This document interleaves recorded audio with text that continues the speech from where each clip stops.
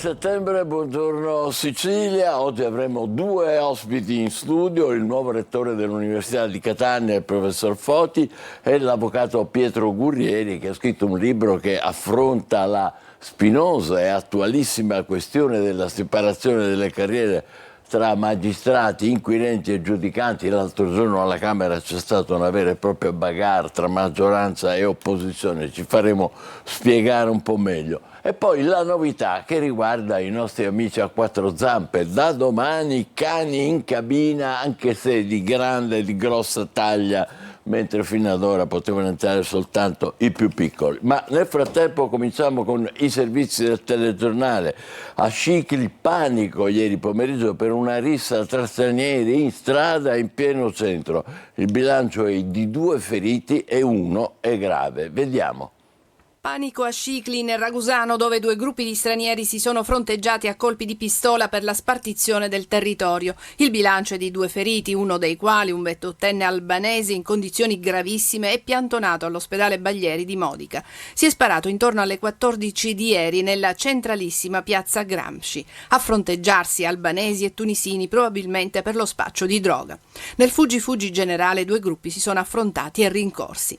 La nostra città merita serenità e convivenza pacifica. Con queste parole scritte in un post social, il sindaco di Scicli, Mario Marino, ha espresso preoccupazione per i fatti accaduti in pieno centro storico. Come racconta nel suo post, una lite tra cittadini stranieri è degenerata e poi finita in via Aleardi, a pochi passi dalla centrale via Penna.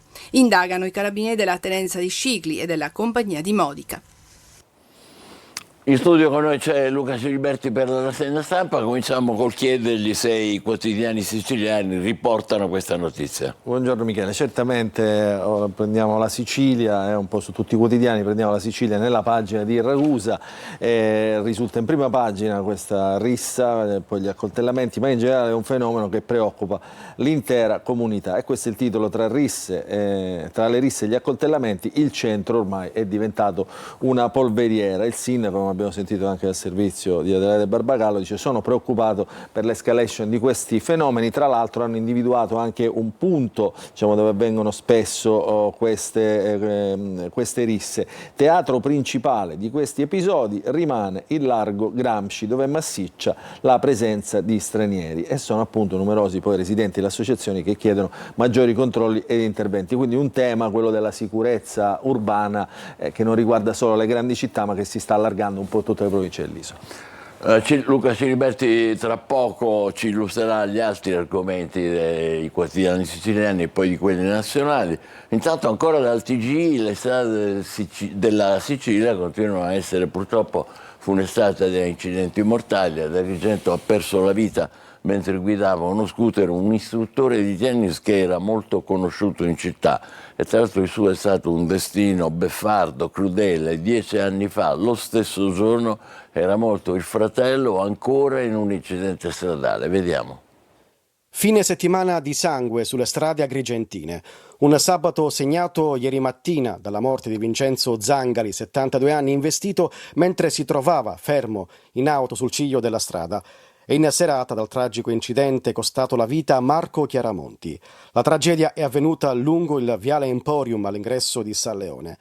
Chiaramonti, istruttore di tennis e padel molto conosciuto in città, stava viaggiando in sella al suo scooter quando, forse a causa di una buca sull'asfalto, ha perso il controllo del mezzo. Lo scooter è finito contro il bordo della carreggiata, terminando la corsa tra arbusti e un muretto. L'impatto è stato violentissimo. Immediato l'intervento dei sanitari del 118, ma per l'uomo non c'è stato nulla da fare. Un destino crudele per la famiglia Chiaramonti. In questo stesso giorno, il 21 settembre di 10 anni fa, a 36 anni, morì il fratello Gabriele in un incidente autonomo con l'auto a Porto Palo di Menfi. Mentre Lecco piange le 2 ventunenni travolte da un'auto mentre andavano ad una festa di paese, si allungano le tragiche statistiche nazionali. 41 morti in Italia solo a settembre, 289 dall'inizio dell'anno. Parola a Luca Ciliberti. Allora Michele, prendiamo la notizia intanto dell'ultima morte, questo di Marco Chiaramonti, istruttore di tennis molto conosciuto, la prendiamo dalla Gazzetta del Sud. Muore 10 anni dopo la tragedia del fratello, la tragica fatalità, e c'è il racconto appunto di entrambi gli incidenti. La Sicilia però nella pagina proprio di Agrigento diciamo, allarga la questione proprio alle strade. Le strade sono piene di buche e anche stavolta c'è scappato il morto. Si chiama Viale Emporium. Sabato sera Marco Chiaramonti ha fatto la stessa fine di Chiara Lamendola, che è stata un'altra ragazza. Le dinamiche sono da chiarire, però la procura ha aperto un'inchiesta, quindi insomma si indaga adesso anche sulle infrastrutture che ovviamente anche in questo caso in Sicilia diciamo, hanno molte pecche. Andiamo avanti con le notizie della TG. A Palermo c'è un testimone oculare dell'omicidio a colpi di pistola avvenuto lunedì scorso. Il movente è ancora al centro della contesa fra investigatori e difesa e si indaga anche sull'arma utilizzata dall'assassino, che è il reo confesso, ma che dice di avere trovato casualmente la pistola. Vediamo. Non solo le telecamere di sicurezza e quelle del traffico, c'è anche un testimone oculare dell'omicidio di Stefano Gaglio, l'uomo di 39 anni assassinato lunedì scorso con 4 colpi di pistola alla schiena in pieno centro a Palermo. La vittima stava entrando nel magazzino della farmacia del Sacro Cuore per prendere servizio fra via Oberdan e piazza Principe di Camporeale.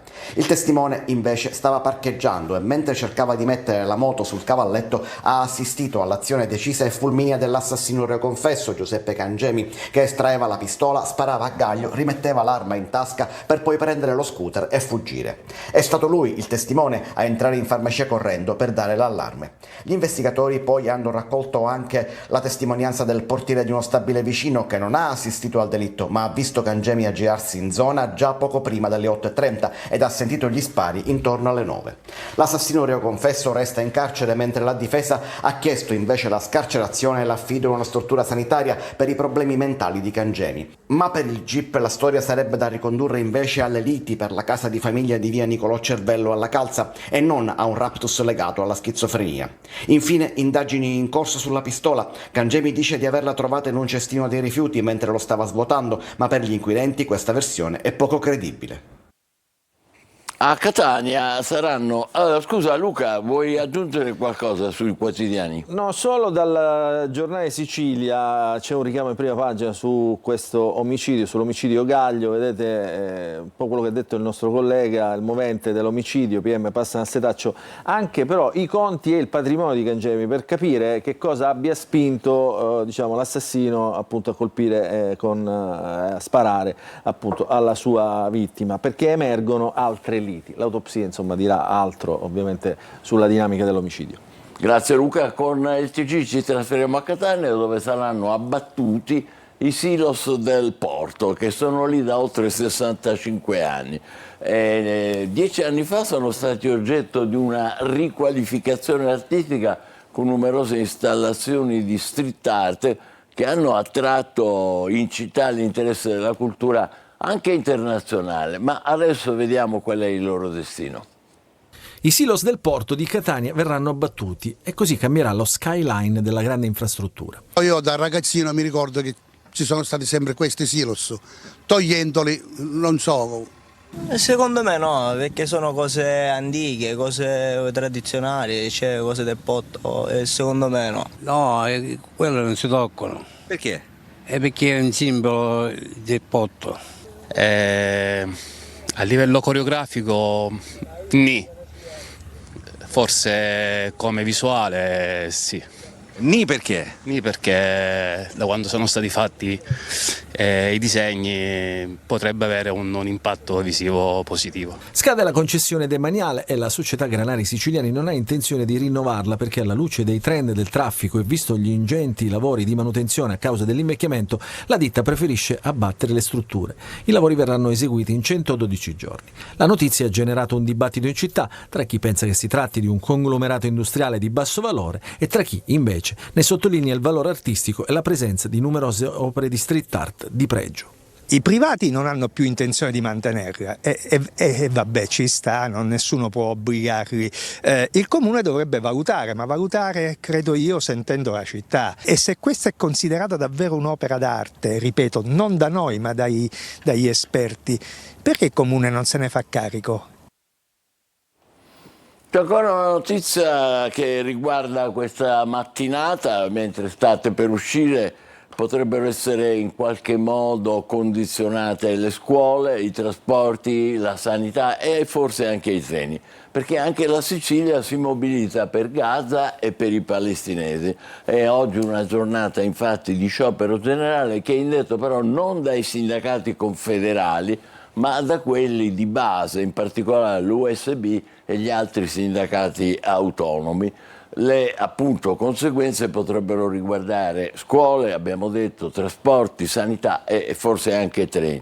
Ci saranno anche delle manifestazioni stamattina a Palermo, a Catania, a Ragusa e in altre città a sostegno dei palestinesi e anche di appoggio alla missione umanitaria della flottiglia. Ricorderete le barche a vela, alcune delle quali numerose sono partite anche dalla Sicilia. Ne parlano i quotidiani stamattina, Luca? Nel più grande, diciamo, racconto che ovviamente riguarda Gaza, che ovviamente riguarda le proteste, che ovviamente riguarda anche la solidarietà al popolo palestinese, anche nel racconto, diciamo, che i quotidiani fanno di quello che succede anche nel rapporto tra l'Europa e gli Stati Uniti. Tutto questo lo vedremo nella seconda parte, quando affronteremo e leggeremo i quotidiani regionali. Intanto, Michele, leggiamo e cominciamo la rassegna stampa con i quotidiani regionali. Partiamo dal Giornale Sicilia, che ha un focus in apertura sugli aumenti ai dipendenti regionali. Quindi si firma il cosiddetto salario accessorio, quindi arriva uno scatto dello stipendio per i dipendenti regionali e poi uno scatto extra di anzianità. Questo non è banale, perché l'età dei dipendenti della regione siciliana, o comunque che ruotano attorno alla regione siciliana, è un'età sempre molto alta, quindi insomma è un aumento che interessa tanti. Poi siccità e ristori, alla Sicilia riapre il portale, i pagamenti dell'Agea, ci sono un sacco di domande da segnare, ci sono stati ritardi appunto perché il portale non funzionava.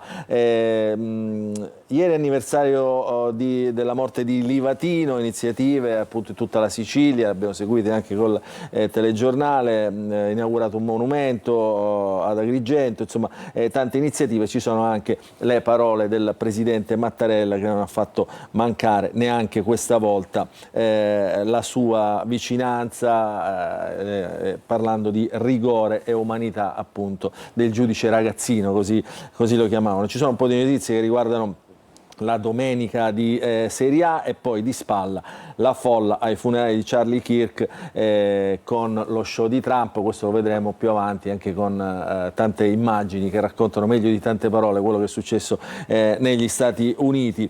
Questo è il Giornale Sicilia. Andiamo a vedere invece la Gazzetta del Sud in prima pagina. Oggi riunione, assemblea generale all'ONU per diciamo, tra i punti c'è il riconoscimento dello Stato della Palestina. Ieri è arrivato il sì di Londra, quindi Londra, quindi l'Inghilterra, l'Australia e il Canada riconoscono la Palestina, e questo è il titolo, diciamo, principale della Gazzetta del Sud, che si concentra appunto su questa questione di politica internazionale. Di spalle invece le notizie che riguardano la Sicilia, opposizioni cercasi, quindi qui si apre la pagina politica. A Messina sono tutti o quasi in maggioranza, diciamo uno sport abbastanza diffuso in Sicilia. Dopo il sostegno di Cateno De Luca ad Occhiuto, cosa farà il centrodestra in Consiglio Comunale? Non è banale, perché appunto le regionali della Calabria, che si terranno a breve, interessano molto anche l'altra parte dello stretto, quindi insomma il centrodestra in questo caso è compatto. Vedete anche qui gli aumenti e i bonus per i dipendenti regionali. E poi sempre alla Gazzetta del Sud, nella pagina di Messina, quindi il quotidiano che ha sede a Messina, quindi nella pagina di Messina della Sicilia, si ricordano i 35 anni dall'omicidio di Livatino, l'eredità ancora attuale del giudice Rosario Livatino, e poi le manovre all'Università di Messina, la prima programmazione dell'Ateneo targata Spatari, si lavora alle chiamate dei docenti e dei ricercatori. Quindi questo è, diciamo, un approfondimento che troviamo in pagina nella Gazzetta del Sud. Andiamo a vedere un po' di notizie dentro la Gazzetta del Sud. Abbiamo visto la notizia della strage, della morte, dell'incidente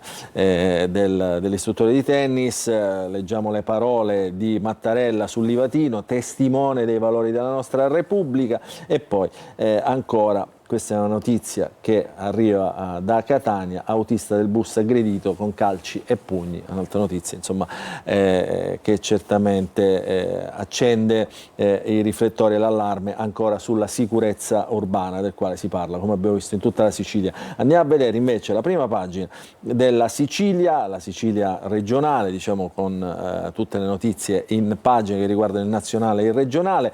Un taglio alto tutto dedicato alla Sicilia, quindi c'è un grande approfondimento sulla rete ospedaliera, perché c'è una protesta in atto dei sindaci che, insomma, se la prendono con la regione, dicono che è stata stravolta la rete ospedaliera, diciamo, sottoposta a loro inizialmente. Quindi i dubbi dei sindaci sulla sanità regionale, la rete ospedaliera, la versione che ci avete dato, diciamo, è diversa da quella votata da voi all'ARS. Poi c'è una proposta sempre all'ARS, una proposta di legge regionale sulla povertà per gli anziani, quindi in questo caso la Sicilia è virtuosa, fa da apripista. E poi il ricordo di Livatino 35 anni dopo. Cominciamo a vedere già le foto del funerale di Kirk negli Stati Uniti, le prime foto, eccolo qua, il funerale manifesto MAGA, Make America Great Again, sarebbe stato il nuovo presidente, addirittura, cioè proprio già osannato come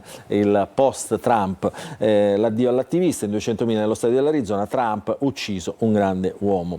E poi il riconoscimento alla Palestina vedremo più avanti, e c'è un riferimento anche alla Lega, anche qui non è banale, perché c'erano molti siciliani presenti sul pratone di Pontida per ascoltare Salvini, ma anche quello che sembra ormai la star della Lega, il generale Bannacci. E poi c'è la bufera sul Presidente del Consiglio Giorgia Meloni, che ieri è apparsa a Domenica diciamo, all'ora di pranzo. Insomma, anche lì tanti commenti, vedremo più avanti. Entriamo nel giornale. La rete ospedaliera, eccola qua, perché è una questione, quella della sanità, che riguarda moltissimo i siciliani. La denuncia shock dei sindaci parte dal palermitano. Nell'ultima versione del documento, tagli di posti letto anche in reparti cruciali, soprattutto in realtà periferiche dell'isola. Quindi l'accusa è: la rete ospedaliera finita all'ARS è diversa da quella votata da noi. Ci avete cambiato la carta in tavola, in poche parole, è la traduzione di questa protesta.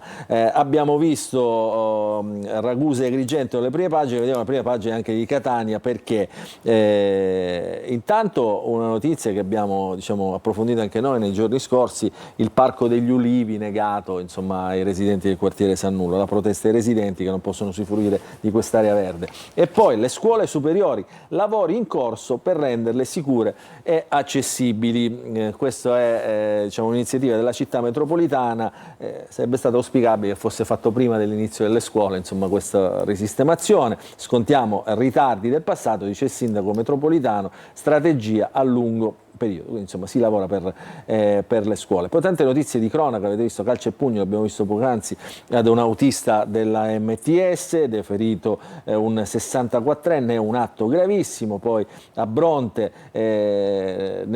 qua si parla della crisi idrica, perché la crisi idrica ha interessato anche i territori della coltivazione del pistacchio, e quindi c'è stata protesta anche in quelle zone. Firarello dice che il sindaco di Bronte dice: nessun riscontro dei sindaci contro i rincari del servizio idrico. E poi altri interventi qui dai comuni della provincia, Motta Sant'Anastasia e San Pietro Clarenza, insomma tutto un racconto appunto della provincia di Catania.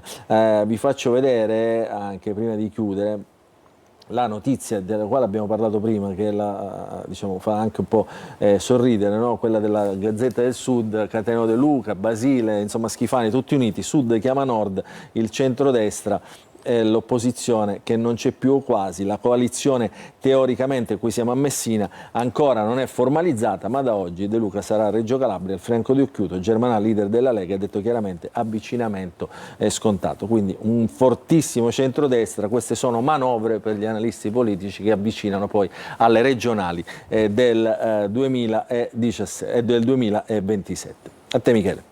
Grazie, e adesso diamo subito un'occhiata al traffico. Lunedì mattina vediamo che aria tira nella città di Catania. Cominciamo, questa è via Vincenzo Giuffrida, giusto? E il traffico è intenso, naturalmente, in tutte e due le direzioni, però tutto sommato è scorrevole, tranne quando ci sono i semafori pedonali, che però sono importantissimi, come sappiamo bene. Andiamo a vedere Tondo Geni, eccolo qua, si vede solo la corsia, diciamo, dal lato della chiesa, dal lato della nostra postazione. Anche qui ci sono delle soste soltanto ai semafori pedonali. Bellissima Taormina, bellissimo l'Etna, giornata, quelle nubi bianche ci stanno benissimo, ma il cielo è sostanzialmente azzurro, e anche se è il primo giorno di autunno, direi che questo è uno dei nostri migliori auspici. Facciamo una brevissima pausa, poi ci sarà ancora il nostro Luca Celiberti con i quotidiani italiani. Ci sono un sacco di notizie oggi. A più tardi.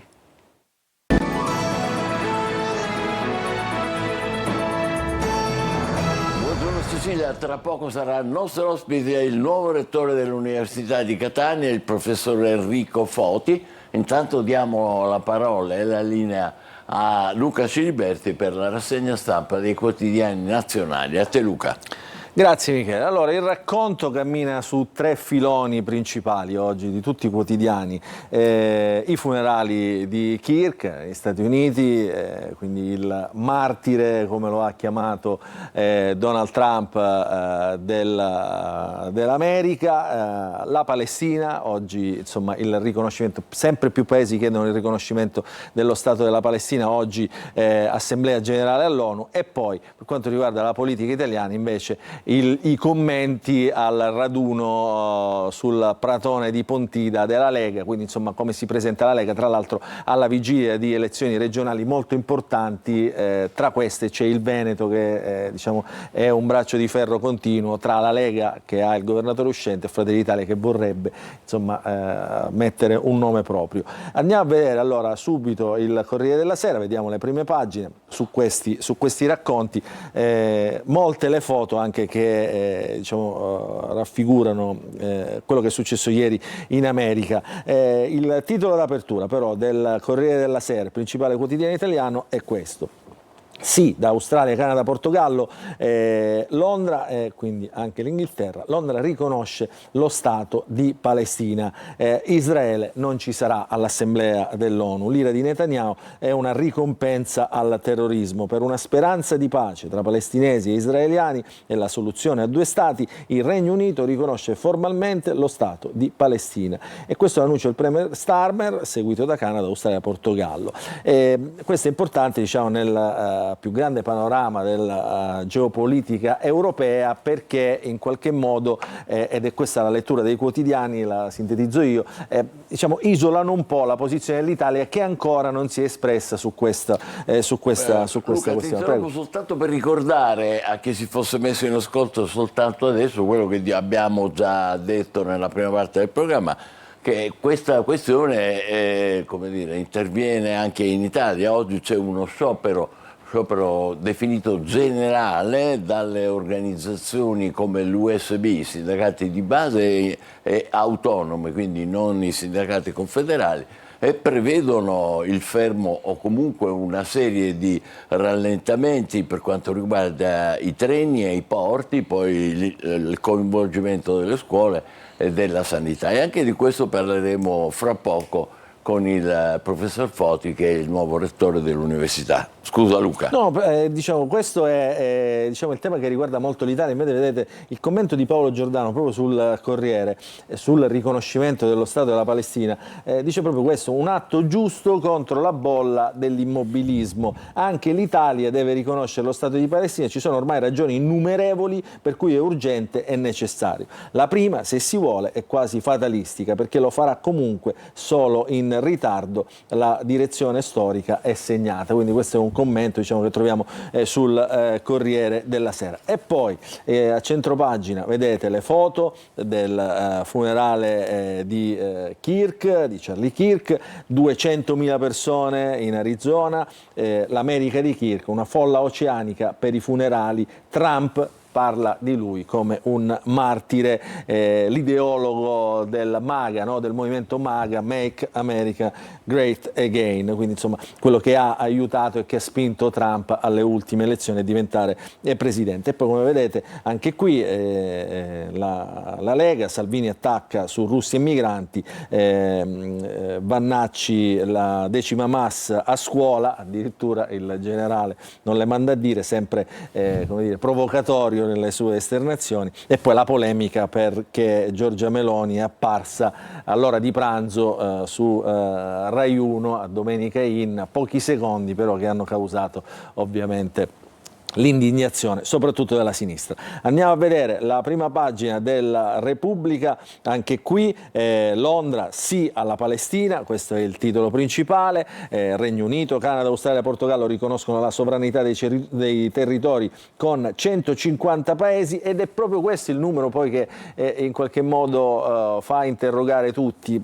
Ci sono 150 paesi che riconoscono lo Stato di Palestina, eppure nessuno fa niente, diciamo, per sbloccare la situazione o comunque per portare al dialogo. Netanyahu invece, al contrario, il presidente di Israele, il leader di Israele, annuncia la battaglia all'ONU, attentato all'esistenza di Israele, e oggi, come ricordavi tu, l'Italia si ferma. Qui c'è la fotina, prima di andare su Kirk, la fotina di Giorgia Meloni a Domenica In, comizio addirittura, questa è Repubblica che, diciamo, accentua i toni, appesantisce i toni, comizio a pranzo e passerelle in Rai, Meloni si prende anche Domenica In. La Repubblica è un giornale di centro-sinistra, quindi ovviamente non perde l'occasione per la staffilata alla Presidente del Consiglio. Certo. Ed eccolo qua invece in taglio alto, 200.000 con Trump, per Kirk Messia Maga adesso è immortale. Quindi pensate diciamo, qual è il racconto, diciamo, che è stato fatto di questo attentato che ha portato alla morte di questo giovane attivista. Andiamo a vedere La Stampa sulla stessa linea, più o meno di Repubblica, funerale americano, con la foto del palco che celebrava i funerali di Charlie Kirk, e poi sia alla Palestina. E l'Italia, sottolinea La Stampa, l'Italia ancora non c'è. Ancora in pagina troviamo poi tanti approfondimenti che riguardano lo sport, che riguardano ovviamente i commenti. La Stampa ha sempre tanti commenti sugli articoli principali. Interessante quello di Massimo Cacciari, così l'Occidente dimentica la storia. Oggi è l'analisi, insomma, sulla Stampa. Assistiamo impotenti alla più formidabile decostruzione di ogni forma di diritto che sia mai esplosa in epoche di grandi crisi. Come potrebbero conservarsi quei principi sui quali sembrava orientarsi il mondo di ieri? Questo è diciamo, il ragionamento del filosofo, diciamo, in qualche modo anche condivisibile, perché è più di uno intellettuale si è orientato su questa stessa posizione in questi giorni, quindi è importante, queste riflessioni sono importanti. E questa è La Stampa. Andiamo a vedere qualche altro quotidiano generalista, Il Messaggero, 200.000 per l'addio di Kirk. Come abbiamo visto i numeri, insomma, coincidono su tutti i giornali. E poi Meloni alla festa di Fratelli d'Italia. Ieri Giorgia Meloni ha partecipato, prima di andare a Domenica In, alla festa dei giovani di Fratelli d'Italia. Evoca le Brigate Rosse, non temo minacce, quindi parla di un clima diciamo, di grandissima tensione anche nel nostro paese. Le parole non sono banali, perché vengono non da un leader di partito ma dal Presidente del Consiglio. Salvini: difenderemo l'Occidente in piazza. Le paure appunto sono anche riferite alle manifestazioni di questi giorni pro Gaza.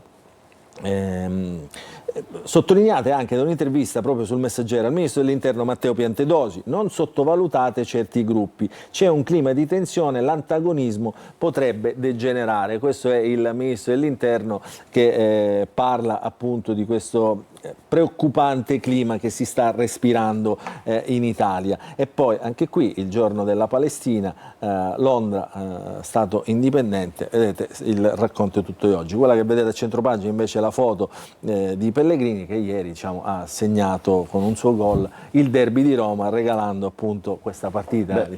Messaggero, no? Messaggero, certo, il giornale di Roma mette in pagina. Centropagina, centropagina, il derby di Roma, quindi la Roma vince 1-0. Interessante adesso è vedere un po' come i quotidiani politici raccontano tutte queste vicende delle quali abbiamo parlato. Partiamo dal giornale Nel nome di Charlie, quindi qua siamo sui quotidiani di centrodestra. Cori, canti, 200.000 persone all'addio di Kirk, la moglie è morto sorridendo, dice non aveva paura, e Trump parla di un grande uomo.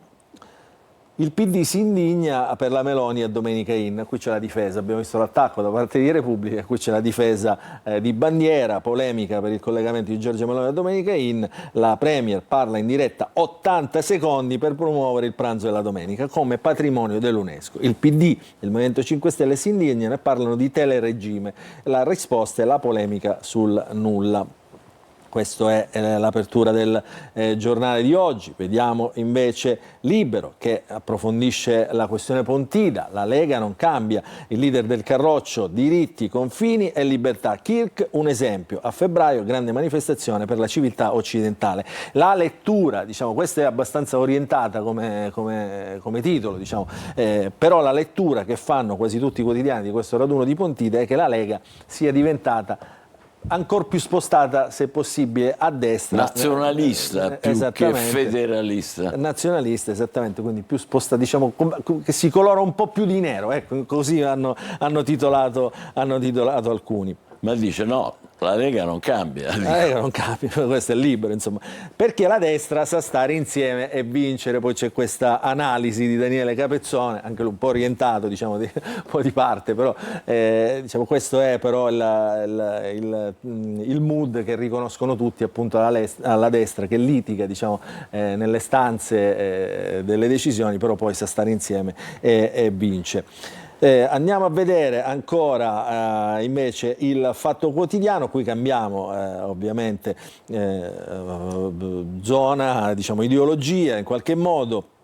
È il Fatto Quotidiano che sempre ha accentuato i toni sulle questioni della guerra, sulle questioni dei conflitti, sulle questioni degli armamenti. Ora sottolinea il fatto che pure Starmer per la Palestina, ma Meloni parla di pastarelle, quindi mette insieme la presenza a Domenica Inn della Premier e la non presa di posizione sulla richiesta del riconoscimento dello Stato di Israele. Questo è il Fatto Quotidiano nel suo titolo d'apertura, e poi negli approfondimenti di oggi vediamo qualche altro quotidiano di area di centrosinistra. Domani Trump cavalca il popolo di Kirk, Meloni loro l'odio, noi l'amore. Oltre 200.000 funerali dell'influencer, per il tycoon e i MAGA è un nuovo rito fondativo. Anche la destra italiana strumentalizza l'evento, la Premier è un uomo libero e la sinistra attacca. Questo è il racconto invece che fa il quotidiano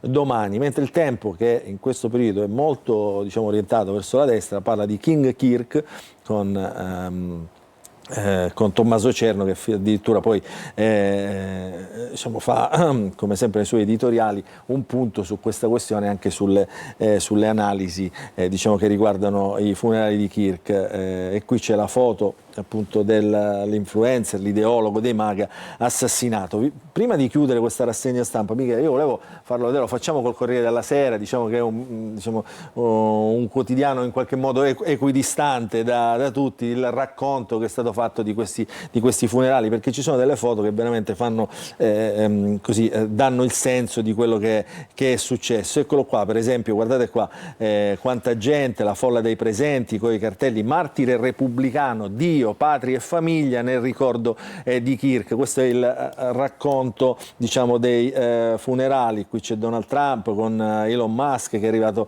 ai funerali, il vicepresidente J.D. Vance, quindi insomma qui c'è tutto l'establishment degli Stati Uniti attuale, no? Su questo, in questo funerale. Dio, patria e famiglia, quindi i valori, diciamo, che richiama alla destra. Decine di migliaia di persone e sul palco vedete tutto il gotha del mondo MAGA. È quello che dicevi, proprio quello che dicevi. Ti faccio vedere poi, scorriamo il giornale proprio così, ecco, guardate qua. Il popolo degli Stati Uniti vive con grande passione sempre gli eventi, diciamo, in generale gli eventi. In questo caso il popolo della destra degli Stati Uniti ha vissuto quasi intimamente questa morte. Guardate qua, queste sono diciamo, come dire, i sostenitori del movimento MAGA, di Donald Trump, di Charlie Kirk. Nell'arena si alternano canti pop cristiani e discorsi con riferimenti pieni di riferimenti biblici. Ovazione per J.D. Vance, vedete, Gesù è il re dei re, e Donald Trump dice amava l'America, ucciso da un mostro, la stretta di mano con Elon Musk. Perché qui poi si intrecciano anche tante storie, no? Cioè l'attacco ai musulmani, l'attacco da parte dei musulmani, la questione che riguarda Israele e gli ebrei, insomma qui c'è tutto un mondo, diciamo, che gli analisti raccontano, e noi ovviamente lo facciamo solo attraverso i titoli. E ancora ti faccio vedere, ecco, questa è la moglie, no? Ecco, questo è importante perché forse i quotidiani italiani non l'hanno messo molto in evidenza. Il Corriere sì, vedi? Sì. Le frasi virgolettate. Perdono quel giovane killer. Esattamente, perdono quel giovane killer. Questa è la moglie che ha un ruolo, non è solo la moglie. È, come dice il Corriere, la moglie devota che sale sul palco asciugandosi le lacrime, quindi non manca niente in questa rappresentazione diciamo, di dolore e di isteria collettiva che si è celebrata ieri. La croce al collo con il suo sangue, e poi questo è il titolo principale: Erika raccoglie l'eredità di Kirk. Quindi, però è importante che dica perdono e non come dire, inciti alla vendetta, è molto importante, perché quello è il delitto ignobile, terribile, che non si può che condannare con fermezza di Kirk, però ha acceso moltissimo gli animi, come hai appena raccontato, mentre invece lei prende un po' le distanze e dice perdono. E poi ti faccio rivedere, qui chiudiamo diciamo, questa parte di rassegna stampa perché credo siamo arrivati all'orario. Eccolo qua, la foto che abbiamo visto poco fa su un altro quotidiano, credo La Sicilia. Ma chi è quel signore lì che passa? Questo è il ministro della Sanità, Robert Kennedy, che cammina con la croce sul palco, perché appunto il racconto è che Kirk è un martire, insomma, della società, l'ha detto anche qualcuno, è un nuovo Gesù. Spettacolo disgustoso, la tragedia usata a scopo elettorale. Everett è un premio Pulitzer, quindi uno scrittore che ha raccontato a modo suo questa. Con questa immagine emblematica, caro Luca, possiamo chiudere la rassegna stampa nazionale. Facciamo una breve pausa, tra poco saremo lieti di avere in studio con noi il professor Enrico Foti, rettore dell'Università di Catania. Buongiorno Sicilia, state con noi, vi aspettiamo.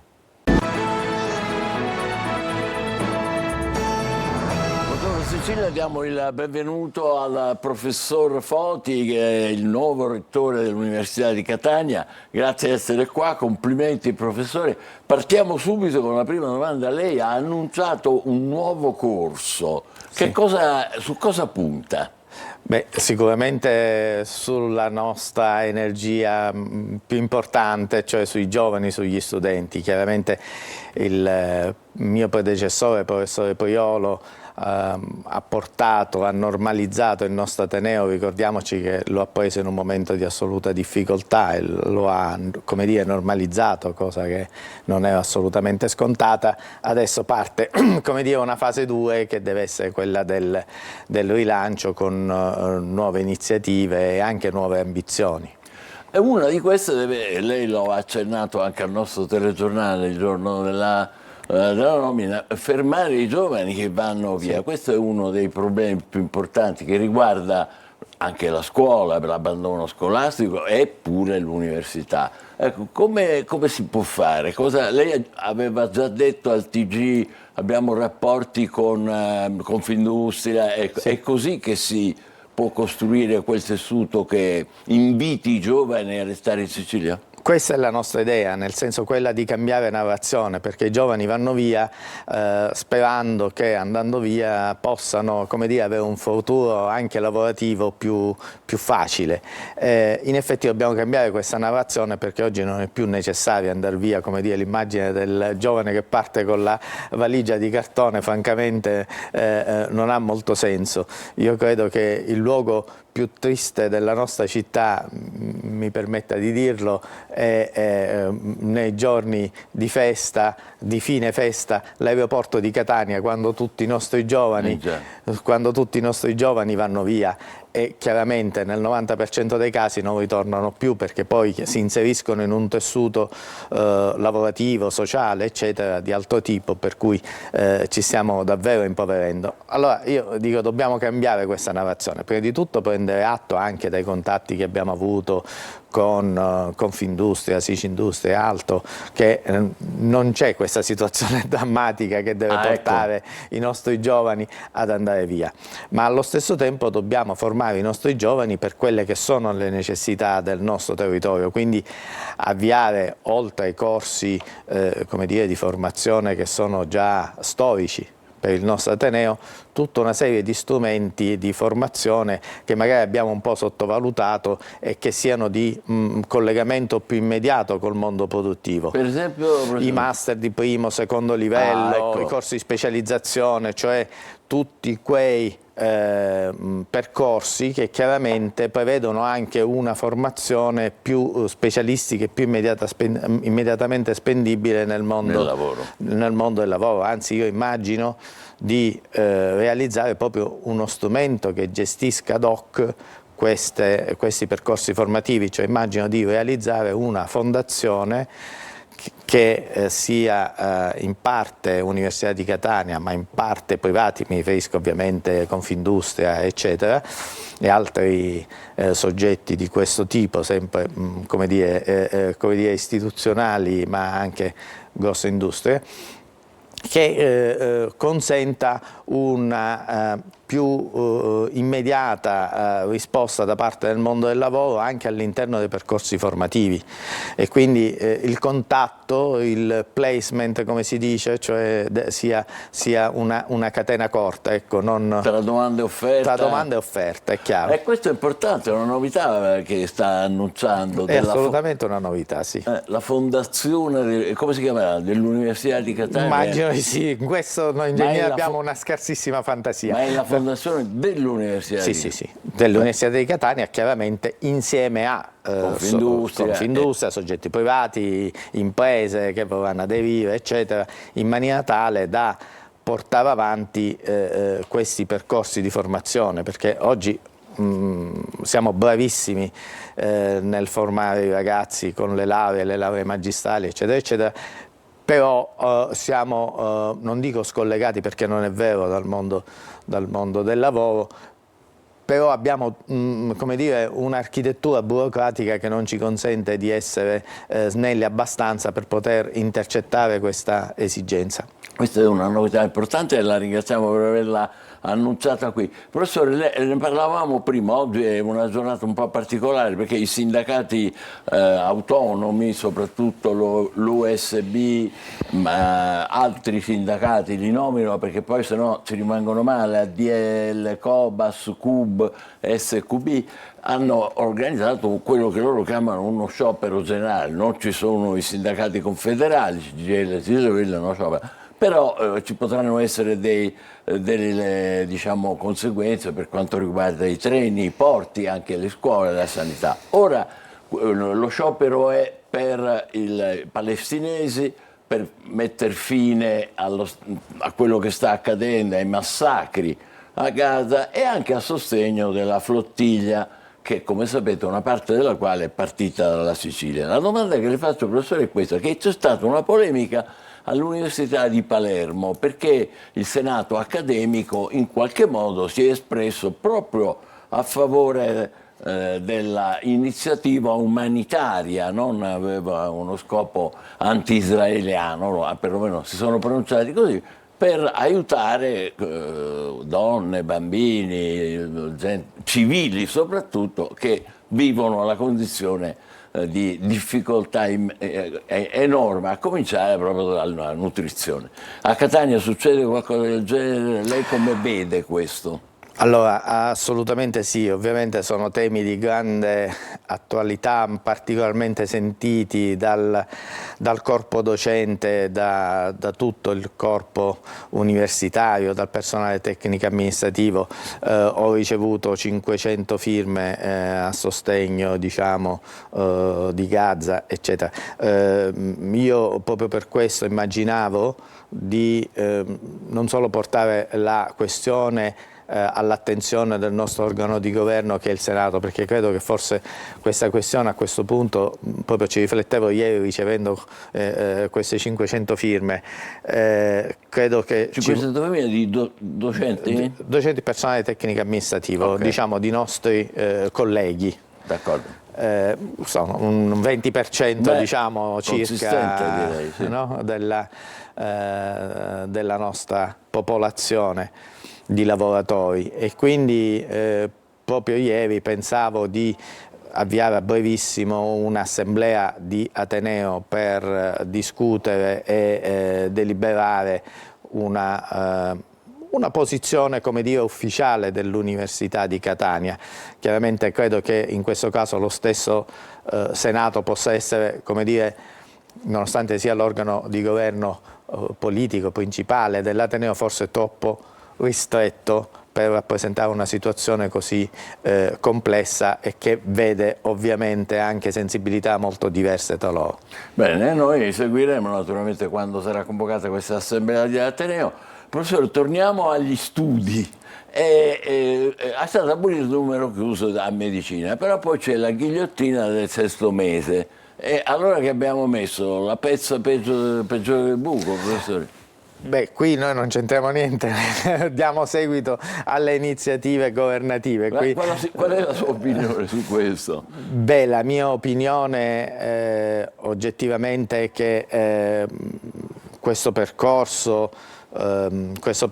è al primo anno di sperimentazione e quindi va visto come tale. Diciamo, l'idea alla base è quella di favorire comunque l'accesso in altri percorsi, perché come sa sono ragazzi che di fatto hanno una sorta di doppia iscrizione, quindi non perderanno l'attività che stanno, diciamo, di questo semestre, comunque sarà valorizzata in altri percorsi di studio ove non dovessero entrare. Quindi non sono 6 mesi perduti? Non sono 6 mesi perduti, perché una sorta di doppia iscrizione, per cui ove non dovessero entrare questi insegnamenti saranno valorizzati nel percorso alternativo da loro stessi scelto. Quindi non è proprio tutto perso. Chiaramente è una sperimentazione, come tale va considerata. Vediamo alla fine, secondo me è un po' troppo presto per dire buttiamo a mare tutto o è tutto perfetto, ma come sempre ci sarà una via di mezzo dove bisognerà magari aggiustare qualcosa. Certo, ci sta mettendo sotto stress, soprattutto i nostri corsi di medicina sono sotto stress, su questo non c'è dubbio. Bene, importante anche questo, grazie, magnifico rettore, perché grazie non dimentichiamo che questo è il titolo.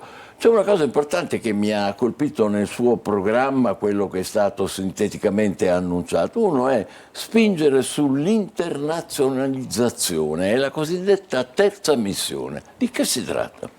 Allora, la terza missione, appunto, ci ricolleghiamo un po' alla formazione e il rapporto col territorio, con le imprese e quant'altro, per cui, come dicevamo, spingere in questa direzione significa non prepararli per le imprese, ma prepararli insieme alle imprese, cioè in maniera tale che la loro formazione, ovviamente post universitaria, intendo post laurea o laurea magistrale, poi sia immediatamente spendibile sulla base delle reali esigenze. Perché anche all'estero, perché parla di internazionalizzazione. L'internazionalizzazione è una mission per noi essenziale, stiamo spingendo moltissimo sia in entrata che in uscita e a tutti i livelli, sia con i progetti Erasmus, che chiaramente per noi sono un fiore all'occhiello. Ricordiamoci che l'Europa nasce, cioè il progetto Erasmus nasce prima dell'Europa, quindi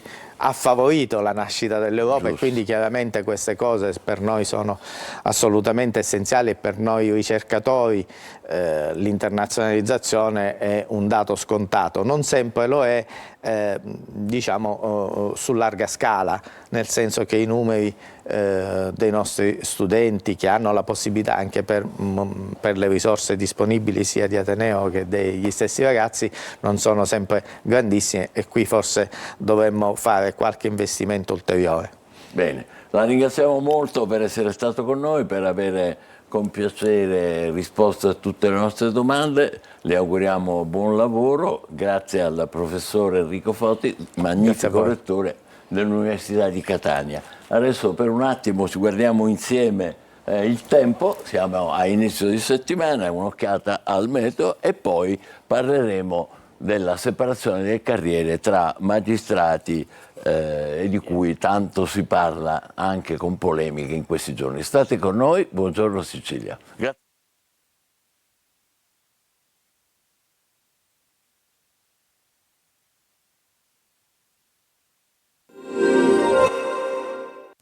Ben ritrovati, un aggiornamento con le previsioni di Trebi Meteo per la giornata di lunedì 22. Cambia tutto al centro-nord Italia, arriva una perturbazione atlantica dalla Francia seguita da aria più fresca oceanica.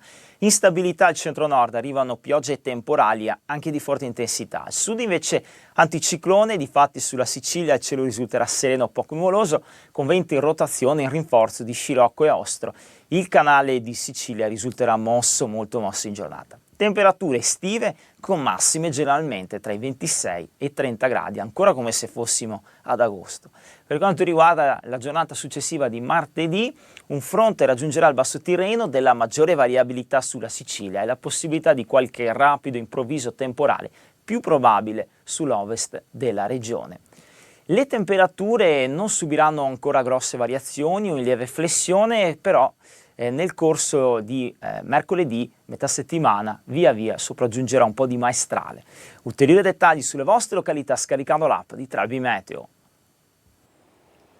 Eccoci in studio con l'avvocato e giornalista Piero Gurrieri, buongiorno, benvenuto. Buongiorno. È autore adesso di questo libro che ho in mano, Divide et Impera, la separazione delle carriere e i rischi di eterogenesi dei fini. Separazione delle carriere dei magistrati, tra magistrati inquirenti e giudicanti, quelli che fanno le indagini, tanto per parlarci chiaro, i pubblici ministeri, e quelli poi che devono emettere i giudizi, cioè i tribunali. A proposito, le chiedo subito una cosa: adesso che è stata approvata in piena bagarre anche alla Camera la riforma, adesso va al Senato, se non sbaglio, per l'ultimo passaggio, e poi ci sarà il referendum, è così? Assolutamente sì, è l'articolo 138 della Costituzione, anche perché questa è una riforma della Costituzione. L'articolo 138 prevede 2 passaggi a un intervallo non minore di 3 mesi da entrambe le assemblee legislative, quindi Senato e Camera, e dopodiché ulteriori 3 mesi perché elettori, una parte dei parlamentari o 5 regioni possano chiedere un referendum confermativo, un referendum che, contrariamente a quelli cui siamo abituati, sarà senza quorum. Non c'è bisogno del quorum? No. Avvocato, intanto capiamoci, separazione della carriera, fin qui abbiamo capito, poi naturalmente lei commenterà. I rischi di eterogenesi dei fini, che vuol dire? Beh, eterogenesi dei fini è una terminologia che fondò un filosofo tedesco, ma non è questo il punto. Fu utilizzata nel corso delle audizioni parlamentari, prima al Senato e poi alla Camera, da gran parte dei costituzionalisti che a larghissima maggioranza si espressero contro questa riforma, per dire semplicemente una cosa, e cioè che il rischio che il pubblico ministero venga separato dal magistrato, dal resto dei magistrati, cioè dai magistrati giudicanti, requirenti da un lato, giudicanti dall'altro, potrebbe portare a un effetto imprevisto nei desiderata, in quelli che sono cioè gli auspici della riforma, e cioè a un pubblico ministero forte del suo nuovo potere, con un Consiglio Superiore della Magistratura dedicato al pubblico ministero, e che finisca per diventare quello che siamo abituati a vedere nei film, soprattutto americani, cioè il super poliziotto, colui che invece di espletare, come oggi avviene in Italia, ad una funzione per cui il PM non è organo necessariamente tendente alla condanna dell'indagato, ma a ristabilire una verità. In quel caso potrebbe essere invece quell'organo giudiziario che tende ad assicurarsi una condanna a tutti i costi, quello che appunto vediamo nei film. E questo sarebbe una eterogenesi dei fini, un fine che inizialmente è voluto in un certo modo, che finisce per diventare qualcosa d'altro. Naturalmente tutto quello che lei ha detto, avvocato, è respinto dal governo e da chi propone questa riforma. E quindi la prima cosa che le chiedo è questo, cioè la sua preoccupazione è una preoccupazione non scritta, non valutata nella riforma. La riforma dice ci sono due consigli superiori della magistratura, chi fa il PM fa il PM, chi fa il tribunale fa il tribunale.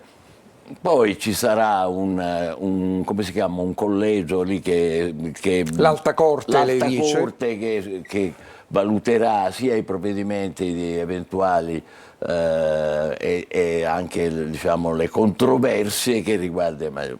Queste sue preoccupazioni, così come l'altra preoccupazione che più volte lei non l'ha detto, ma gli oppositori sostengono, è che poi questi PM finiscano sotto il controllo del governo. Non ci sono queste... Allora guardi Cuzza, io le dico delle cose.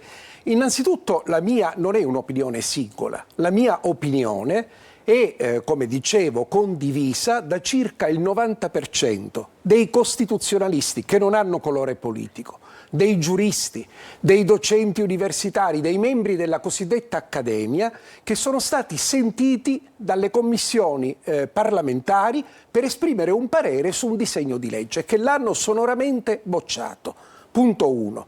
Punto 2. Queste preoccupazioni sono paradossalmente condivise anche dagli studiosi e perfino dagli addetti ai lavori, da molti magistrati dei paesi europei dove oggi vige la separazione delle carriere. Quali sono? Sono tanti, sono molti, io ne ho analizzati 8, per smentire quell'assunto che viene dal governo, dalla Presidente del Consiglio, dal Ministro Nordio, che sostanzialmente dicono la separazione delle carriere vige dovunque. Allora io ho fatto una cosa molto semplice, ho preso 8 paesi europei, e precisamente Spagna e Portogallo, Regno Unito e addirittura anche Stati Uniti, che sono paesi cosiddetto common law, poi ancora Belgio e Olanda e ancora altri, e li ho analizzati. In questi paesi esiste la separazione delle carriere. Qual è il risultato? Lo dicono gli ordinamenti di questi paesi.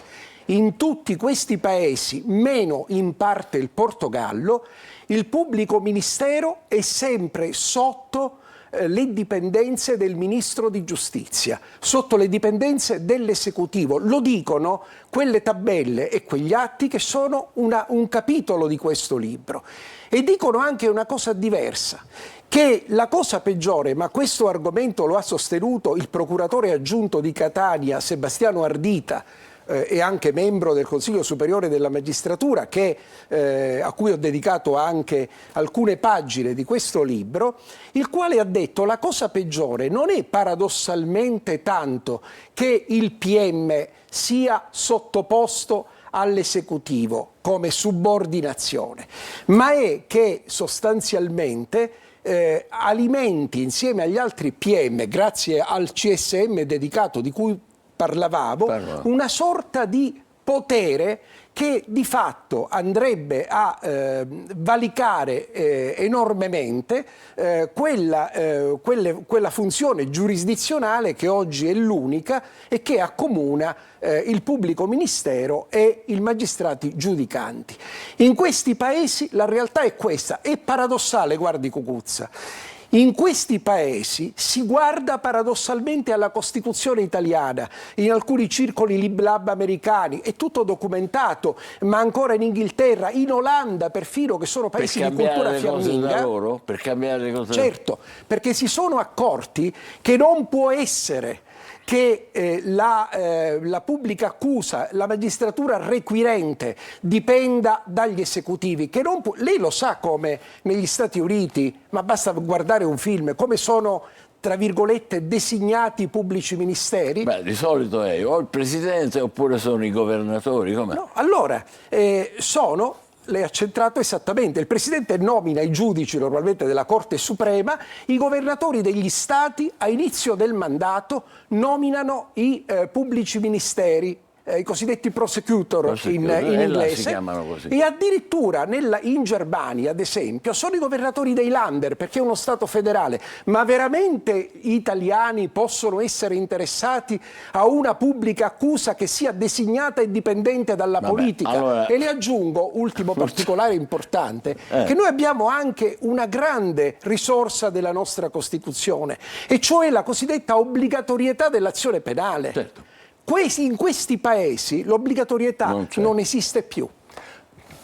Però due cose. Primo, tutto quello che lei ha detto viene negato, cioè non c'è scritto nel progetto, nel disegno di legge, anche se è una riforma costituzionale, come lei ha spiegato bene, quindi ci sarà un referendum. L'altra osservazione che le faccio, e che sento dire naturalmente da chi sostiene la riforma, è quella di dire, ma in realtà, cioè, ragazzi, perché vi agitate così tanto? I pubblici ministeri e i giudicanti, cioè, sono pochissimi che si scambiano i ruoli. Quelli che fanno i PM li fanno praticamente sempre, e quelli che fanno i giudicanti lo fanno sempre, sono pochissimi. Ma infatti questo però è un argomento che dimostra l'inconsistenza della riforma, perché questo ragionamento avrebbe semmai avuto un senso al contrario, e cioè se la intercambiabilità, per così dire, delle funzioni fosse un fatto diffuso. Invece non è così, perché ormai da alcuni anni, lei sa quanti sono i magistrati che passano dalla funzione requirente alla giudicante e viceversa?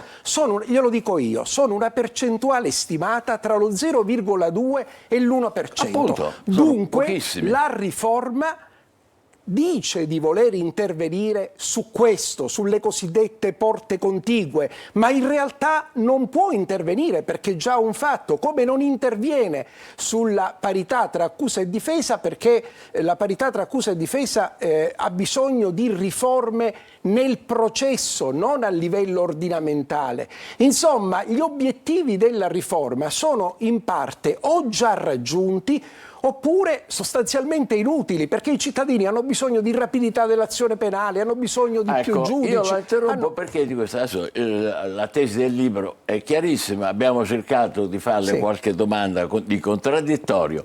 Ci sono poi interventi importanti, una prefazione di Federico Cafiero De Rao, che è stato anche procuratore nazionale antimafia, la postfazione di Vincenzo Rando. Mi ero dimenticato di dire che l'editore è Bonanno. Questo è il suo libro Divide et Impera. Però lei ha appena accennato i temi che interessano forse più direttamente i cittadini, che vengono percepiti, per non dire capiti. Uno è la lentezza degli iter, dei percorsi giudiziari. Come si può risolvere questo problema? Servono riforme strutturali, servono riforme nel processo, non servono degli slogan o delle riforme che in realtà nascondono altro. Questa riforma è una riforma che tanti anni fa venne inclusa nel piano di rinascita democratica di Licio Gelli, separazione delle carriere. Poi le voglio dire anche un'altra cosa, questa è una riforma bocciata dagli italiani, perché noi tenemmo un referendum popolare su questo esattamente 3 o 4 anni fa, non ricordo se 21 o 22, dove ci fu un quesito che chiedeva sostanzialmente l'introduzione della separazione delle carriere, lo diciamo atecnicamente per il pubblico che ci ascolta. Gli italiani non parteciparono a questo referendum, che ebbe credo il 20% circa. Quindi non era valido. Esatto, per cui anche qui si cerca surrettiziamente dall'alto di calare una riforma che è stata già bocciata. Va bene, ma serve altro. Serve altro. Lasciando le cose come stanno, immaginiamo, ci sono problemi. Qui parliamo tante volte in trasmissioni televisive di casi giudiziari che si trascinano per decenni. Assolutamente, E assolutamente. E allora cosa serve perché la giustizia possa funzionare?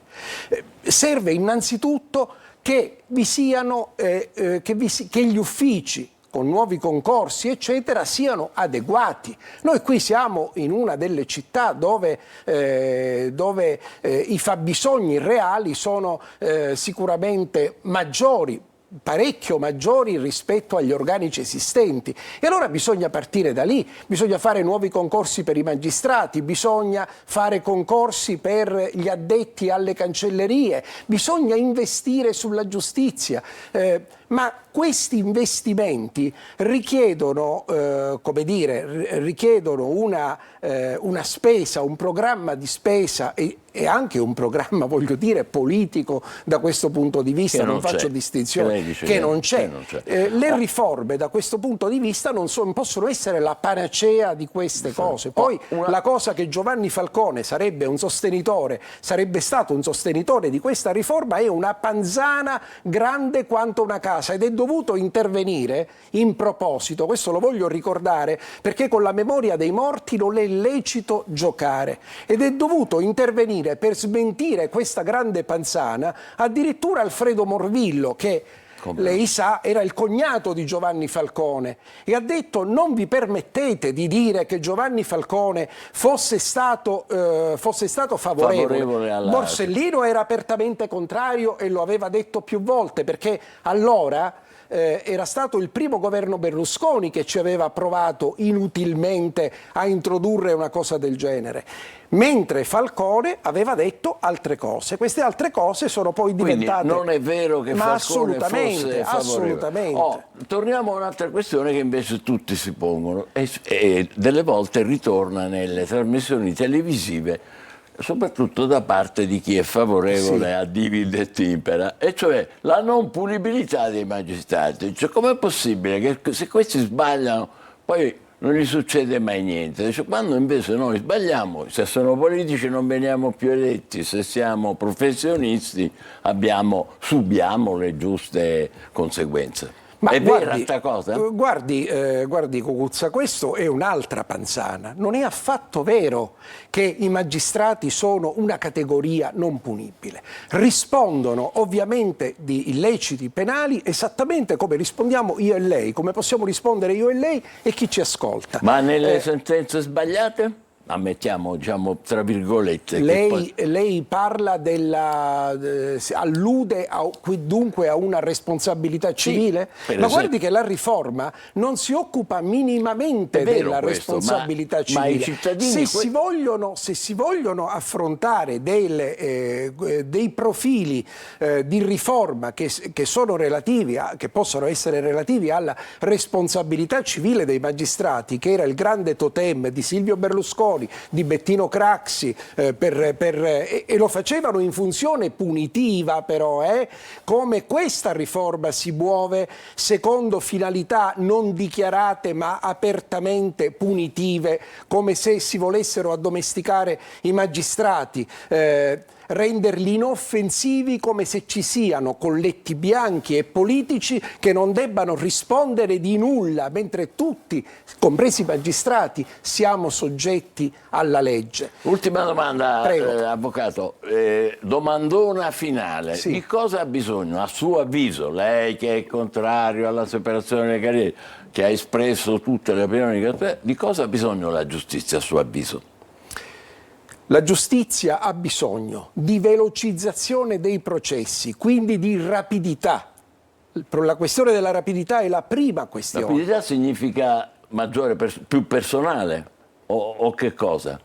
rapidità significa risorse, e le risorse possono essere umane innanzitutto, Ecco, parlo di magistrati e parlo ovviamente di funzionari delle cancellerie, significa strumentale, quindi strumenti. Siamo nell'epoca, esattamente, tutto. digitalizzazione e tutto il resto, ma lei lo sa che ci sono ancora archivi che non possono essere sistematizzati. Voglio dire, è un processo che avrebbe dovuto concludersi, perché il privato si è ormai adeguato all'epoca della digitalizzazione. Invece, paradossalmente, nell'amministrazione della giustizia, in parte, perché un processo è già stato avviato, ma anche in molti altri settori del pubblico, siamo in ritardo. E quando guardi siamo in ritardo, il problema, ma lo dicevano gli stessi magistrati, ANM in particolare, l'Associazione Nazionale Magistrati, che come lei sa ha combattuto e sta combattendo una battaglia, ma non è che lo fa per gli interessi loro. Come ha detto un magistrato, il problema, se passa la riforma o meno, non siamo certamente noi.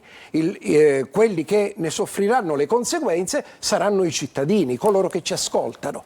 E quindi ha bisogno di rapidità, di velocizzazione e probabilmente anche di qualche riforma all'interno del processo. Ma questo si fa in un clima, esattamente, ma questo si fa in un clima diverso da quello con cui il governo ha affondato questa riforma. Ma le voglio dire l'ultima cosa, perché abbiamo finito il nostro tempo. Lei ha mai visto un organo costituzionale come il Consiglio Superiore della Magistratura o l'Alta Corte, dove i componenti vengono designati per sorteggio? Per sorteggio. Non esiste nel sistema solare quelli della magistratura, perché i politici invece hanno deciso altro. Il governo ha detto che i politici, i membri cosiddetti laici, vengono designati per sorteggio, ma sulla base di un elenco compilato dai partiti.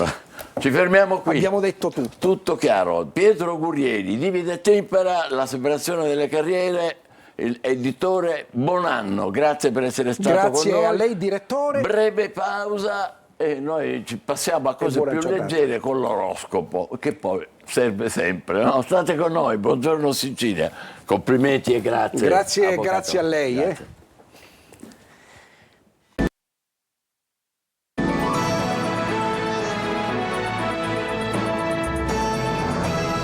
Insieme, buongiorno Sicilia, parola a Luca Ciliberti, altre spigolature dai quotidiani e dai giornali. Allora, parliamo un po' di economia, perché insomma anche questo è un tema che poi interessa le tasche nostre, di tutti, no? Vi faccio vedere la prima pagina del Sole 24 Ore di oggi. Il Sole 24 Ore, nell'edizione del lunedì, è un'edizione fredda.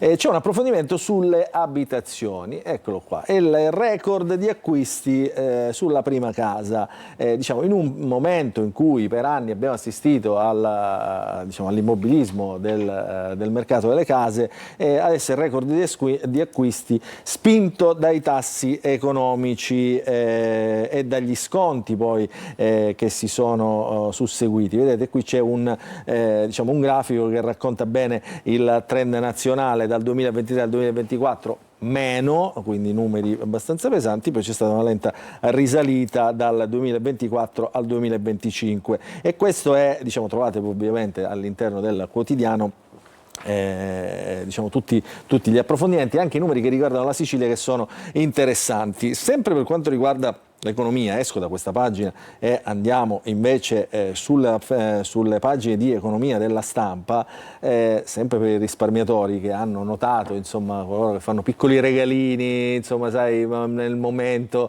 dei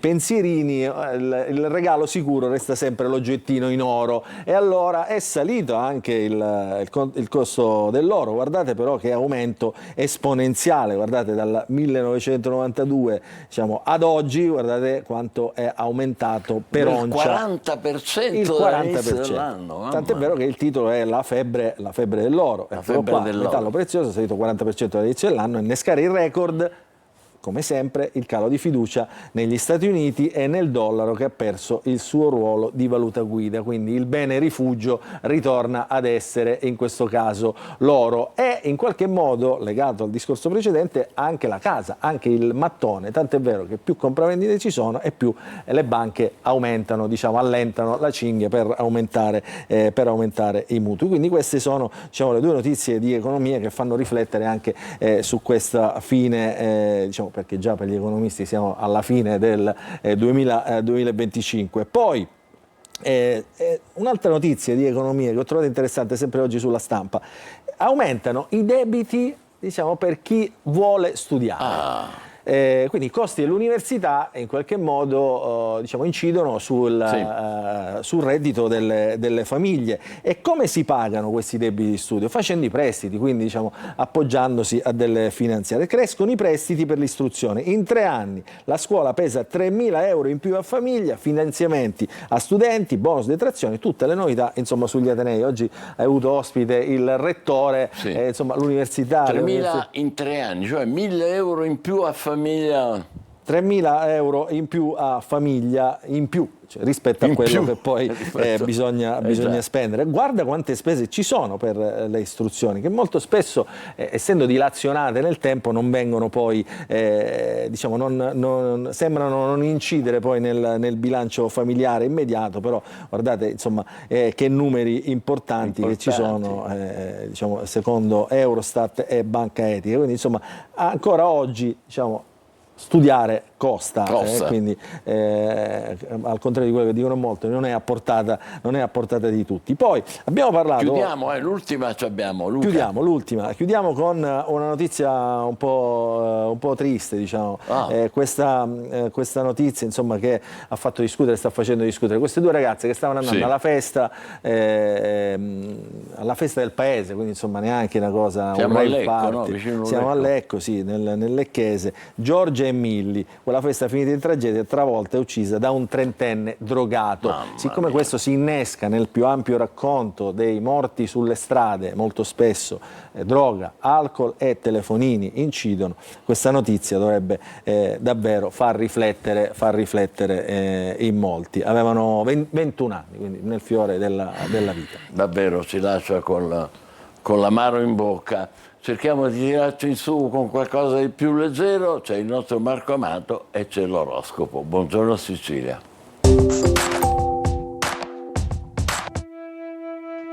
Buongiorno e buon inizio settimana ai 12. Oggi per l'ultimo giorno il Sole è ancora in Vergine ma congiunto alla Luna che lo invita piano piano a seguirlo in Bilancia. Cosa ci riserva questo passaggio zodiacale? Scopriamolo insieme. Ariete.